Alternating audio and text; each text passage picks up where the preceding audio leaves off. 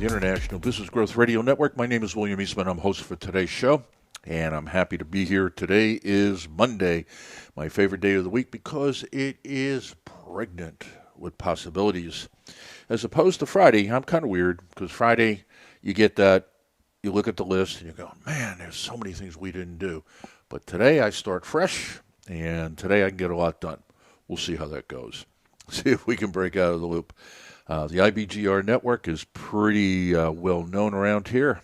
And what do? Well, we only, for 24 hours a day, 7 days a week, broadcast to business owners and entrepreneurs around the world, all 375 million of you, on how to start or grow or exit a business. Kind of cool. And I'm honored that I have that opportunity. I am that opportunity. I am happy to have that opportunity to speak to you about that on a numerous number of topics. And I'm on the air now 4 days a week, 3 days here, and then I have my what would you call that? My moonlighting job over at Biz Talk Radio, where I have a Saturday show there. Okay, so let's get down to what we're here to do today. Today is Finance Monday. See, I'm already ahead of myself. I'm already working on my Tuesday curriculum. Today is Monday. Today is finance. Every day at IBGR, no matter if you're in Sydney, Mumbai, Cape Town, London, Toronto, New York, Los Angeles, every Monday we talk about finance. Now, in my case, because I'm not a financial guy, what do I talk about today? I talk about economics. And I talk about economics from the perspective of a business owner, because there is a certain amount of this dismal science that all of us have to know and understand for two reasons. One is we can tell BS when we hear it, because most politicians and most of the talking heads who are getting into economics, even the people who are on the business stations, leave something to be desired. That's number one. Number two is, more importantly, is I need to equip myself, because based upon where we are in the current economy, as a member of a country, I may be a voter, and I may have voted for a political party, and I may have voted for the party in power, I may have voted against the party in power. Doesn't matter. I don't make decisions as a business owner that affect the economy. The economy affects the decisions I make.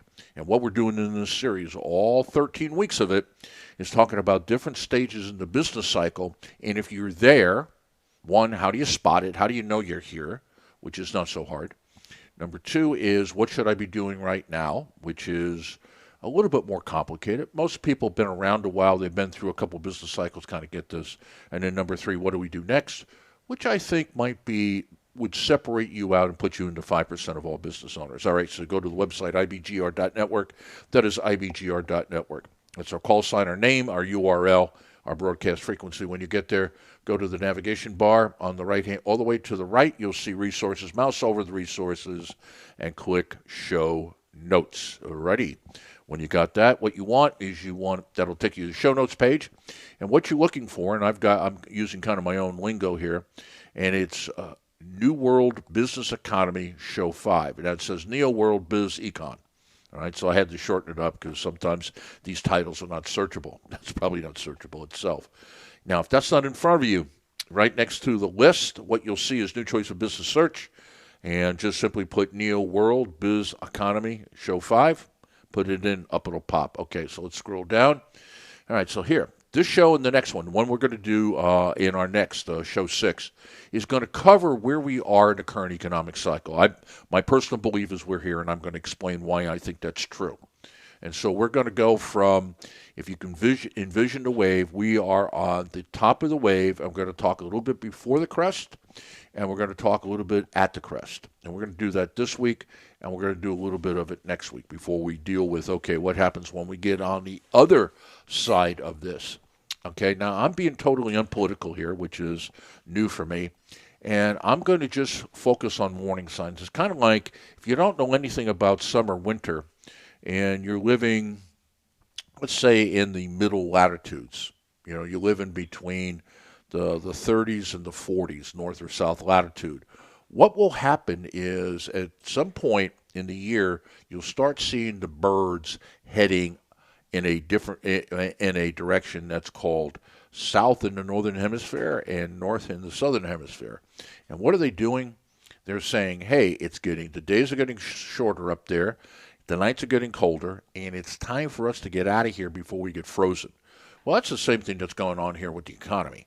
Only in this particular case, you're not going to get frozen, you're going to get burnt slap up. All right, so what are we encountering right now? Here's my case. We're coming into a period of stagflation, and tell me if this is not true. You're seeing increasing inflation. Now, a lot of people who work for the government are saying that increasing inflation is transitory, and they're claiming that because of COVID-19 and reopening the economy, that's what's happening in terms of prices going up. And there is some legitimacy to that position, but that's more wishful thinking than truth. Number two, increasing prices, as we said, prices have gone up. If you put gasoline in your automobile, depending upon what location you're in, you may have seen as much as a 50% increase in the price of fuel in the last 12 months. And one of the challenges you have is that, and one of the clear indicators is energy cost is the key factor, because almost everything that you purchase and do has an energy component in it. Food does. People got to run the tractors. People pay for the fertilizer. People pay for the pesticides or herbicides. In other words, there is no part of the agricultural process or the raising of, say, cattle that does not have at its core energy of some sort. And that's true about the lives that we live. Number three is high unemployment. Right now, here in the United States, just speaking about our country, what we have is 10 million jobs ready to be filled, and 9 million people who are eligible to work and are not working.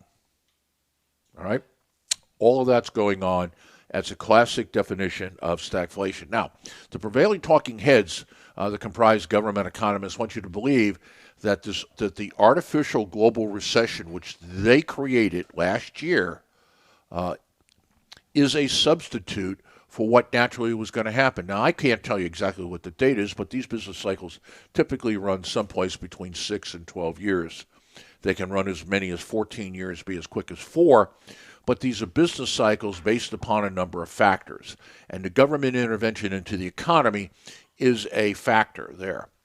But what they're claiming is that recession that we had because of forced closures was the type of cleansing that happens in a contraction. I disagree with that. Why? Because it didn't naturally occur. And a lot of the companies, a lot of the people that I know who ran small businesses got cleansed, and they are not the problem. It's usually the larger corporations, okay? What are you looking for when you can tell that the contraction actually worked? Well, when the bubble bursts, the contraction is there's a lot of bad business decisions made in the bubble, and then those decisions have consequences to them. Now, this is episode either 17 in the podcast series or 1 for today. And I really didn't say it at the beginning, but I'm flowing into it. So what we're talking about here is basically is living in the bubble, okay? Life in the bubble. At the top, when you approach the top, the true value of something is less than the market price. Things have become overpriced that's why they call it a bubble. This is the opposite of an absolute bottom. The economic cycle has reached its peak, and now the weight of the wave. I mean, there's a theoretical out there number that says that an ocean wave can only be so tall. Why? Because at some point, the molecular structure of water will not support the weight of the wave. Same thing here. It applies perfectly. And so the wave has to either move faster or it falls apart. Well, at some point, it cannot move faster because, in fact, during the bubble, that's exactly what it's doing. It is moving faster as it approaches the beach. And so even though it's unstable, its speed, its momentum is keeping it from crashing until it slows down as the bottom comes up and down you go. So all the signs are there. We got soaring prices, as I said. We have inflated money.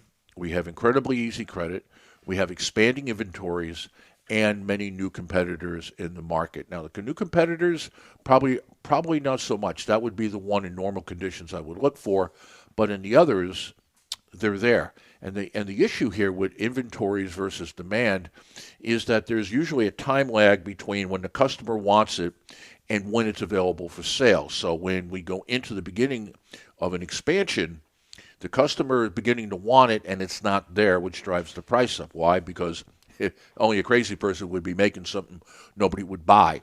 Well, what's going on is that supply is trying to keep up with the demand and customers want more and more of it until all of a sudden they don't, for a number of reasons we can talk about next week. But when they don't, while you have this inventory built up and you continue to build it, and it's the time lag that really kills you, okay? So the wise realize that the party is about to be over. If you're here, the bubble's about to burst, the party is over. And then as a business owner, it is time to leave the table, cash in your chips, and get ready for heavy seas. We used to say, batten down all hatches, all right? So how long do I stay in the game is kind of the closing question. I can't tell you that. What I would say to you is that if you're going to make a mistake, if you're going to err on getting out earlier than getting out later. Because if you get out earlier, what that means, you will have left money on the table. But if you get ready for the contraction, you're going to be in reasonably good shape. You wish you had some of the money you left there, but you're going to be in good shape. If you err to the other side, it could be like musical chairs, and all of a sudden the music stops, the chairs are full, and you're standing there and you're out, and that's what's going to happen. Okay, so now when we go into episode 18, or our second show of this segment, what I'm going to do now is I'm going to talk about what are the warning signs. How do you know that you're in it? I mean, I made a case for you that we are. I want to, in fact, take it another level. Now, the other thing I want to bring to your attention is at the bottom of the notes, you see a couple things there. You see Facebook and LinkedIn. Let me talk about that. We have a business page, just like you do, on Facebook and LinkedIn, and it's IBGR Network, just like our URL, only without the decimal point. I'd recommend you take a look at those business pages because there's a lot of things that we're doing, because one of the challenges of radio is it's a one-way conversation. And we're using social media to turn it into a two-way conversation. We also have a private group there, Build My Business Today in Facebook, and the IBGR Growth Community over on LinkedIn. Make sure you click it and join it. All right, with that, you listen to IBGR, the International Business Growth Radio Network. This is episode or podcast number 17, Life in the Bubble. We'll be